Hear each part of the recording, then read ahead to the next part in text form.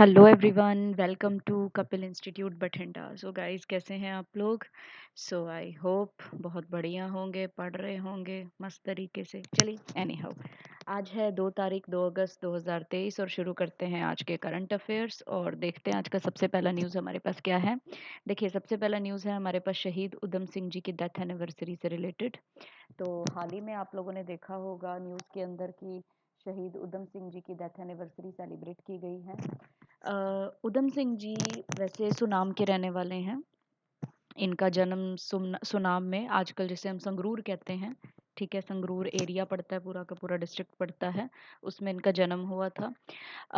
31 जुलाई 1940 को इनको फांसी पे लटका दिया गया था, यानी कि इनकी शहीदी हो गई थी। इनको मारने का रीज़न, इनको शहीद करने का जो रीज़न था वो ये था कि इन्होंने माइकल ओडवायर जो थे उनको गोली मारी थी। कहाँ जाके? लंदन जाके, याद रखना, लंदन जाके, ठीक है। हम लोग जब हिस्ट्री पढ़ते हैं ना तो उसमें ये फेज़ अपन पंजाब जीके में भी और स्पेशली मॉडर्न हिस्ट्री में भी अपन ये लोग पढ़ते हैं क्लास में कि उस समय 1919 में जब जलियांवाला बाग हत्याकांड हुआ था, तो उस समय माइकल ओडवायर पंजाब के लेफ्टिनेंट गवर्नर थे, जिनके ऑर्डर्स की वजह से पंजाब में जो है सिचुएशन को कंट्रोल करने की बात की गई थी। और उसी ऑर्डर की वजह से उसने, जनरल डायर ने जो है वो ओपन फायरिंग की थी, इतने सारे लोगों पे गोलियां चलाई थी। जिस हत्याकांड के को देखने वाले इस बच्चे ने, उस समय उधम सिंह छोटे थे, तो उन्होंने ये कसम खाई थी कि इस हत्याकांड का बदला मैं जरूर लूंगा। तो जनरल डायर तो देखो उनसे वो तो बदला नहीं लिया, क्योंकि वो तो अपनी बीमारी से मरे थे, उसको तो किसी ने नहीं मारा, ठीक है। लेकिन माइकल ओडवायर की ना स्पीच होनी थी लंदन में कैक्सटन हॉल के अंदर। वहाँ पे बड़ी ही मतलब पूरी तरकीब, पूरी प्लानिंग से उधम सिंह वहाँ पे पहुंचे और उन्होंने जैसे ही माइकल ओडवायर स्टेज पे आया, साथ के साथ ही उनको शूट कर दिया, उनको गोली मार दी, ठीक है जी। सो इसलिए उनको जो है फांसी की सजा दी गई। और वो वहाँ से भागे भी नहीं ऑन स्पॉट, ठीक है। क्योंकि अगर कोई भी मार के इस तरीके से भाग जाते थे ना, तो अंग्रेज लोग क्या करते थे, आतंकवादी करार दे देते थे। तो वो नहीं चाहते थे कि उनकी जो शहादत है, उनका जो काम है, वो आतंकवाद में इंक्लूड किया जाए। बल्कि जनरल डायर ने जो किया ना, उसको आतंकवाद बोला जाएगा, ठीक है। चलिए, खैर, तो इसलिए वो वहीं पे खड़े रहे, उन्होंने अपनी गिरफ्तारी दी और 31 जुलाई 1940 को उनको शहीद कर दिया गया, फांसी पे लटका दिया गया। शहीद उधम सिंह जी का जन्म 26 दिसंबर 1899 के अंदर हुआ था। अच्छा, एक बड़ी अच्छी बात है, शहीद उधम सिंह जो है ना, वो अपने आप को ना एक सेक्युलर पर्सन कहते थे। वो मतलब उनकी बुक्स वगैरह आप पढ़ेंगे तो आपको पता लगेगा कि वो किसी भी जाति, किसी भी धर्म के साथ कोई भेदभाव नहीं रखते थे। उनका खुद का नाम देखिए कैसे, उनके नाम में हर एक धर्म आपको दिखेगा, राम मोहम्मद सिंह आज़ाद, ऐसा कुछ वो अपने आप के लिए बोलते थे। जब वो जेल में थे, जितने समय उन्होंने जेल में बिताया, वो अपने आप को इसी तरीके के नाम से संबोधित करते थे, ठीक है जी।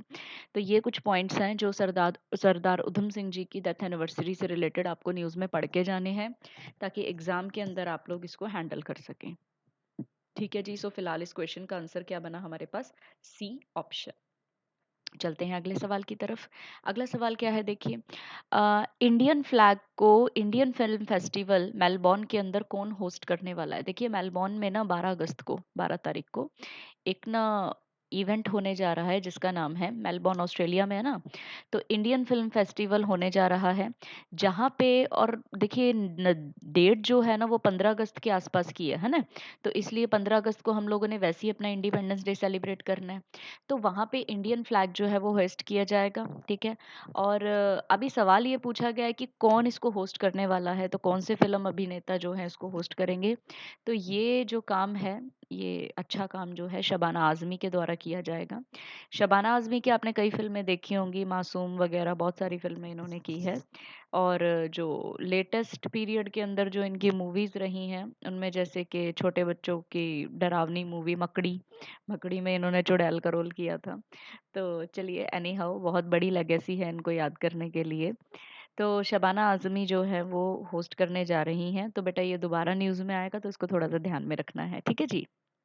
चलते हैं अगले न्यूज़ की तरफ। अगला न्यूज़ क्या है, किला राय पिथौरा कहाँ है? पहली बात तो, अगर कुछ ऐसा न्यूज़ में आया है, कोई प्लेस न्यूज़ में आया है, तो क्यों आया है? जनाब बात ये है कि हाल ही में ना जो दिल्ली के लेफ्टिनेंट गवर्नर है जिनका नाम है वीके सक्सेना, इन्होंने किला राय पिथौरा को रिस्टोर करने की बात कही है। ये वहाँ से गुजर रहे थे और उन्होंने देखा कि इस एरिया को ना काफ़ी ज़्यादा मतलब ना अंडर डेवलपमेंट में छोड़ा हुआ है। ठीक है, अभी किला राय पिथौरा जो है ना हमारे पुराने इतिहास से बहुत इम्पोर्टेंट है। ठीक है, तो अगर ये न्यूज़पेपर के अंदर आ गया ना, तो दैट मीन्स आपके एग्जाम में ये कल्चर हिस्ट्री का हिस्सा बन के या आर्किटेक्चर का हिस्सा बन के आ सकता है। ठीक है, किला राय पिथौरा क्या है, इसे लाल कोट भी कहा जाता है। ठीक है, ये एरिया जो है ये पृथ्वीराज चौहान ने बनाया था। ये किला राय पिथौरा का मतलब ये नहीं है कि यहाँ पे कोई किला ही होगा, ये एक्चुअली ना एक बहुत बड़ा एरिया है जिसके अंदर काफ़ी सारी बिल्डिंग्स है, जैसे कि कुतुब मीनार वगैरह, कुव्वतुल इस्लाम जो है जिसको मॉस्क बोलते हैं वो भी है। ठीक है, एक्चुअली में ये क्यों फेमस है, क्योंकि दिल्ली का पहला शहर माना जाता है। जब दिल्ली को तोमार राजपूत रूलर्स ने बनाया था ना, तो उससे पहले एक शहर का निर्माण हमारे पृथ्वीराज चौहान जी ने कर दिया था और उस शहर का नाम था राय पिथौरा। जब तोमार राजपूत रूलर्स ने दिल्ली को एक्वायर किया और दिल्ली को अपने कंट्रोल में लिया, तो किला राय पिथौरा जो है वो दिल्ली के एरिया के अंदर ही आ गया। ठीक है, जिसकी वजह से ये दिल्ली का पहला शहर माना जाता है। आपने दिल्ली में कई सारे शहर पढ़े होंगे ना, शाहजहानाबाद, तुगलकाबाद, इस तरीके से काफ़ी सारे सुने होंगे। उनमें से एक राय पिथौरा भी है जो दिल्ली का पहला शहर माना जाता है। ठीक है, तो हिस्ट्री, कल्चर, आर्किटेक्चर के पॉइंट ऑफ व्यू से क्वेश्चन इंपॉर्टेंट रहेगा। ठीक है, वी के सक्सेना वहाँ से गुजरे और उन्होंने रिस्टोर करने के लिए बात कह दी और उसी से हमारा क्वेश्चन इंपॉर्टेंट हो गया। ठीक है, तो ये डायरेक्ट क्वेश्चन एग्जाम में बन सकता है, सो इसको याद रखेंगे। इसका आंसर बनेगा ए ऑप्शन। ठीक है जी, नेक्स्ट क्वेश्चन की तरफ चलें। अगला क्वेश्चन है कि किस स्टेट के सीएम अभी second longest serving chief minister बन चुके हैं, जिनको जो पहले के बंगाल के ज्योति बासु थे उनको रिप्लेस कर दिया। मतलब पहले सेकंड नंबर पे कौन थे, ज्योति बासु थे, लेकिन अब ज्योति बासु तो पहुंच लिए तीसरे नंबर पे और सेकंड नंबर की पोजीशन ले ली है जी नवीन पटनायक ने। ठीक है जी, तो नवीन पटनायक सेकंड लॉन्गेस्ट है। 2000 में इनका कार्यकाल शुरू हुआ था और 2023 तक इनका कार्यकाल रहा। ठीक है, और अभी भी चल रहा है ना, इसीलिए देखो 23 साल तो आप कह सकते हो, लेकिन 23 साल में प्लस एडिशन क्या है, कुछ दिन, 138 दिन। ठीक है, जबकि ज्योति बासु का भी देखिए आप साल देख के चलें तो 77 से लेके 2000 तक हुआ, तो इनका भी 23 साल है, लेकिन इनके जो दिन है ना वो थोड़े से कम है। इनके दिन 136 हैं, जबकि नवीन पटनायक के जो दिन है ऊपर कितने काउंट हुए हैं, 3 साल 138 दिन, जिसकी वजह से नवीन पटनायक सेकंड लॉन्गेस्ट बन गए हैं। ठीक है, तो second longest serving chief minister पता लग गया, थर्ड पता लग गया। तो क्या आपको लगता है हम ऐसा क्वेश्चन छोड़ के जाएंगे जो एग्जामिनर सोचेगा कि फर्स्ट भी तो पूछ लें, फर्स्ट कौन से होंगे? तो फर्स्ट जो आज तक के लॉन्गेस्ट सर्विंग चीफ मिनिस्टर रहे हैं ना, वो सिक्किम के फॉर्मर मिनिस्टर रहे हैं, जिनका नाम है पवन कुमार चमलिंग। ये 1994 से लेके 2019 तक जो है सीएम रहे थे। ठीक है, तो ये सबसे लॉन्गेस्ट सर्विंग है हमारे पास। सेकंड नंबर पे नवीन पटनायक और तीसरे नंबर पे ज्योति बासु है। तो क्वेश्चन हमसे ये पूछा गया है कि किस स्टेट के सीएम है, तो आंसर इज ओडिशा। हम पहले ही कर चुके हैं, आंसर इज ओडिशा। ठीक है जी, तो याद रखने इस तरीके के क्वेश्चन को। चलते हैं अगले न्यूज की तरफ। अगला क्वेश्चन है हमारे पास, हाल ही में प्रधानमंत्री मोदी जी ने कितने एकलव्य मॉडल रेजिडेंशियल स्कूल्स को राजस्थान में शुरू किया है? देखो पहले तो ना बैकग्राउंड थोड़ा सा जान लेते हैं। देखो जहाँ पे एकलव्य आ गया ना, वहां पे ना आपने आदिवासी शब्द अपने दिमाग में लेके आना है। आप जानते हो ना एकलव्य कौन था?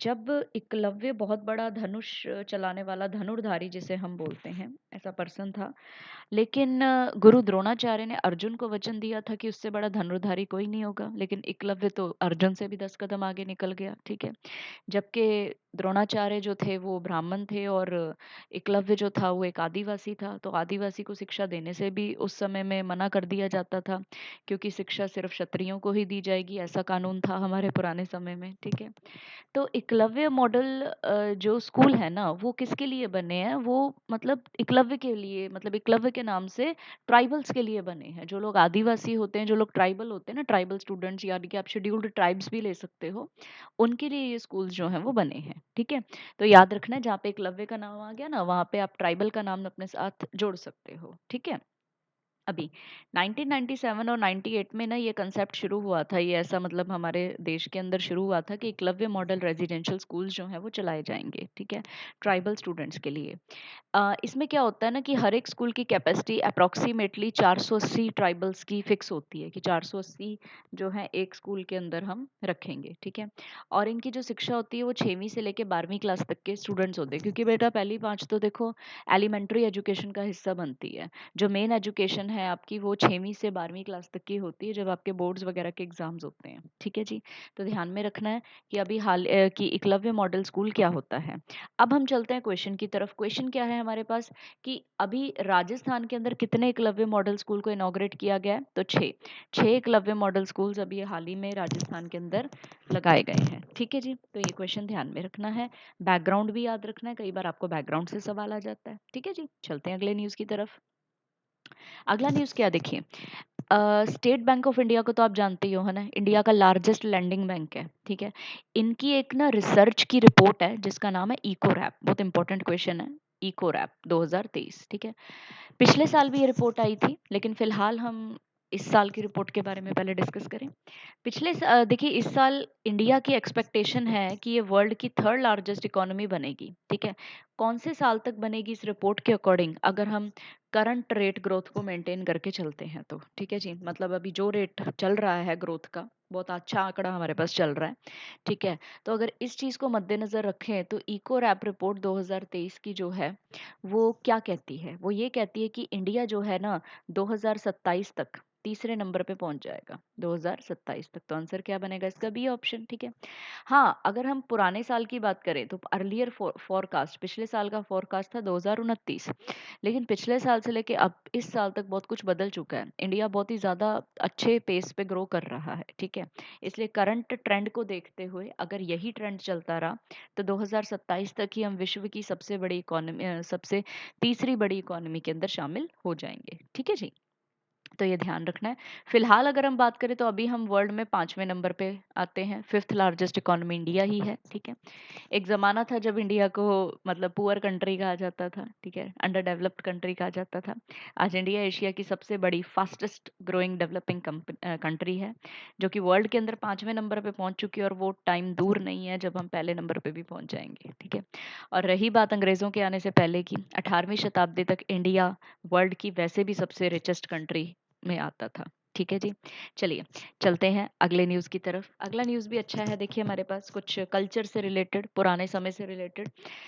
जनाब ये है क्वेश्चन, ये है बाइकुला रेलवे स्टेशन, ठीक है, ये एक रेलवे स्टेशन है जिसको यूनेस्को ने ना अभी अभी अवार्ड दिया है, ठीक है। किस चीज़ का अवार्ड है, successful restoration to its original glory, ठीक है। पुराने समय में ये कैसे बना था उसको इन्होंने रिस्टोर किया है, ऐसा नहीं है कि ठीक है पुराने समय में बना था तोड़ फोड़ करके रखी हुई है या अच्छा नहीं है, बहुत बढ़िया वेल मेंटेन किया हुआ है। तो इनको यूनेस्को ने जो है ना अवार्ड दिया है, ठीक है जी। अभी पूछा गया है कि ये रेलवे स्टेशन किधर है, ठीक है। सबसे पहले तुम ये जान ले कि यूनेस्को क्या है, ठीक है। यूनेस्को आप जानते हो, क्लास में भी हमने किया था ना, एक अंतरराष्ट्रीय संस्था है, ठीक है। अभी देखो पेपर में ना अंतरराष्ट्रीय संस्थाओं के ना आपको बहुत सारे मतलब कई बार आ जाते हैं, फुल फॉर्म्स आ जाते हैं, ठीक है। तो इनकी फुल फॉर्म्स ना रट्टा नहीं लगानी होती, इनकी फुल फॉर्म्स में ना थोड़ा सा तरीका लगाना होता है और हम याद कर पाते हैं आसानी से, ठीक है। एक दो बार रिवीजन देते हैं याद हो जाता है। जैसे कि जितनी भी जितनी भी विश्व की संस्थाओं में यूएन शब्द आता है उसका मतलब तो देखो साफ ही है ना, यूनाइटेड नेशंस, ठीक है जी। और रही बात जहाँ पे ओ आता है, ओ का मतलब तो होता ही ऑर्गेनाइजेशन है। जहाँ पे कहीं डब्ल्यू आ जाए, डब्ल्यू का मतलब वर्ल्ड होता है, ठीक है। कहीं आई आ जाए तो मतलब होता है इंटरनेशनल होता है ना। तो इस तरीके से तो चीज़ें हमें पता ही है। अब यहाँ पे 3 वर्ड तो हम अपने को पता लग ही गए, बाकी के 3 रह गए याद करने वाले। ई का मतलब होगा एजुकेशनल, एस का मतलब होगा साइंटिफिक, और फिर कल्चरल ऑर्गेनाइजेशन, ठीक है। तो इस तरीके से हमारे पास यूनेस्को की फुल फॉर्म है। तो यूनेस्को ने क्या किया है, अभी इसको बाइकुला रेलवे स्टेशन को जो है अवार्ड दिया है, ठीक है।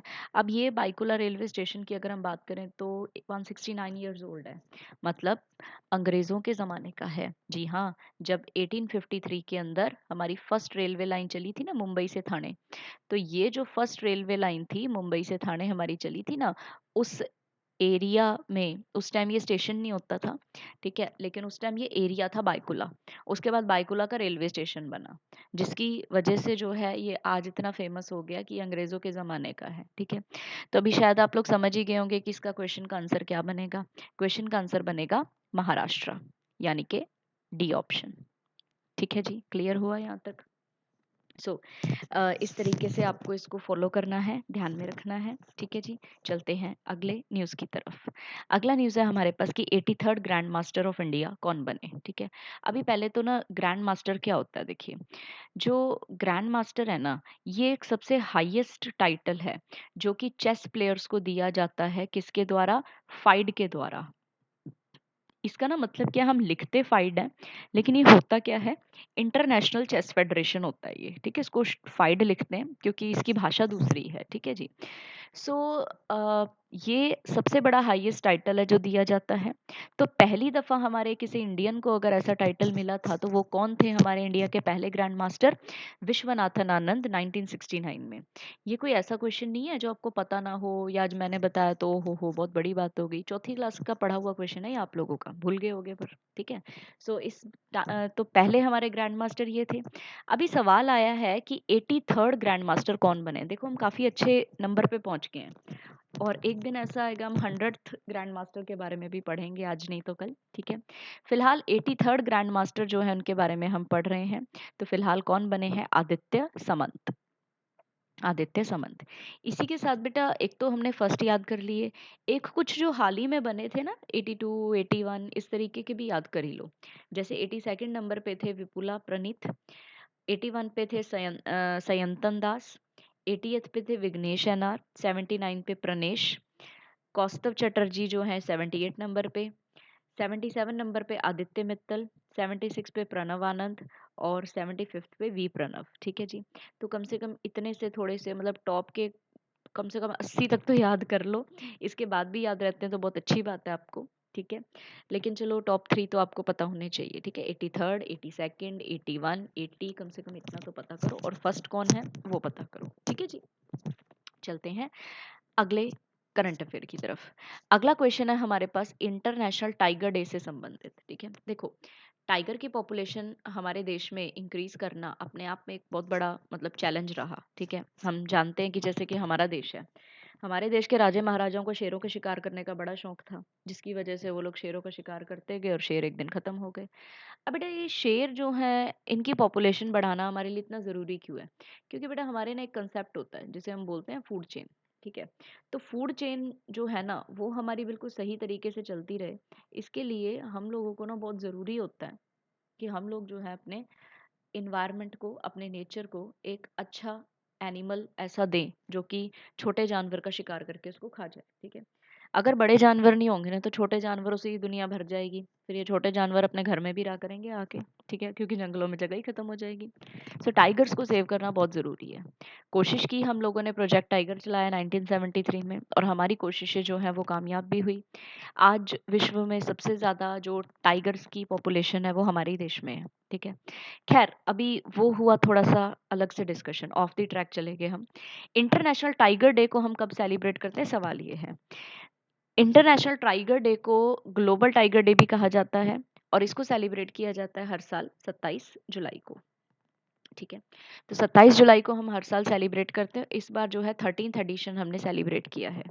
पहली दफ़ा हमने सेलिब्रेट किया था 2010 में, और कहाँ पे? Saint Petersburg tiger summit Russia में। 2010 में ना एक मतलब मीटिंग हुई थी, समिट हुआ था सेंट पीटरबर्ग में, जहाँ पे हमने टाइगर्स की पॉपुलेशन के लिए मुद्दा उठाया था, बात की थी कि मतलब वर्ल्ड लेवल पे हम टाइगर्स को सेव करके चलेंगे, ठीक है। तो इसलिए हमने उस दिन को सेलिब्रेट करना शुरू किया, ठीक है जी। अभी चलते हैं अगले न्यूज़ की तरफ। आज का आखिरी न्यूज़ है हमारे पास, world day against trafficking in person. देखिए ट्रैफिकिंग क्या होता है? मानव की तस्करी करना, जिसमें आप कोई भी एग्जांपल ले सकते हो, जैसे कि बंधुआ मजदूर हो गए, ठीक है। अ, आप किसी से जबरदस्ती भीख मंगवा रहे हो, बैगरी हो गया, ठीक है। प्रोस्टिट्यूशन में धकेल रहे हो, वो भी एक तरीके की तस्करी है। खरीदना, बेचना, स्लेवरी सिस्टम को फॉलो करना, ये सब ह्यूमन ट्रैफिकिंग का हिस्सा है। तो सिर्फ इंडिया में ये प्रॉब्लम नहीं है, वर्ल्ड में बहुत सारी कंट्रीज हैं जिनमें ये प्रॉब्लम है। तो इसलिए हम लोग ने एक अंतर्राष्ट्रीय दिवस ही सेलिब्रेट करते हैं पूरे विश्व के अंदर, ठीक है जी। तो और कब सेलिब्रेट किया जाता है, सवाल ये है। ये दिन मनाया जाता है 29 जुलाई को। सो हमारा क्वेश्चन का आंसर क्या बनेगा जी, 29 जुलाई। ठीक है, बी ऑप्शन। तो थीम क्या है, reach every victim of trafficking. जहाँ जितने भी आज तक हमारे ट्रैफिकिंग के विक्टिम्स रहे ना, सबके पास पहुंचना है, किसी को पीछे नहीं छोड़ना है, no leave no one behind. और एक ना थोड़ा सा बैकग्राउंड से एक क्वेश्चन करवाने जा रही हूँ, थोड़ा सा ध्यान में रखना है। अपन लोगों ने इंडियन पॉलिटी की क्लासेस भी बढ़िया तरीके से लगाई हुई हैं। आर्टिकल नंबर 23 जो हमारे संविधान में है, ये कहता है कि trafficking in humans should be prohibited, इसको रोका जाना चाहिए। ठीक है, अगर ट्रैफिकिंग कहीं हो रही है तो देखिए ये आपका फंडामेंटल राइट है। ठीक है, और फंडामेंटल राइट तो देखो हमने ऐसे पढ़े हैं ना, जो हमसे कोई भी नहीं छीन सकता, है ना।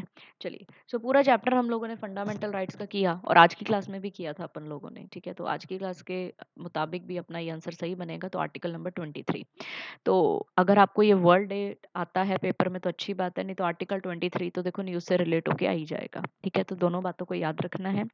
थीम्स वगैरह किसी किसी एग्जाम में आती हैं, मैं सही बताऊं तो बैंकिंग एग्जाम्स में आती है, और बाकी एग्जाम्स के अंदर थीम्स वगैरह बहुत रेयर आती है, बहुत कम आती है। मतलब चांसेस जो हैं इसके 3-4% ही है, ज़्यादा नहीं है। तो उसके ऊपर इतनी मगजमारी मत करना, लेकिन डेट ज़रूर याद रखना, और हमारा इंडियन कॉन्स्टिट्यूशन का आर्टिकल नंबर 23 याद रखना। ठीक है जी, तो ये थे हमारे आज के करंट अफेयर्स। तब कल मिलते हैं आपसे सेम टाइम सेम जगह, 7 बजे की क्लास में लाइव सबके साथ, और करेंगे करंट अफेयर्स धमाकेदार। तब तक के लिए thanks for watching the video, please like subscribe and share. Bye bye, take care.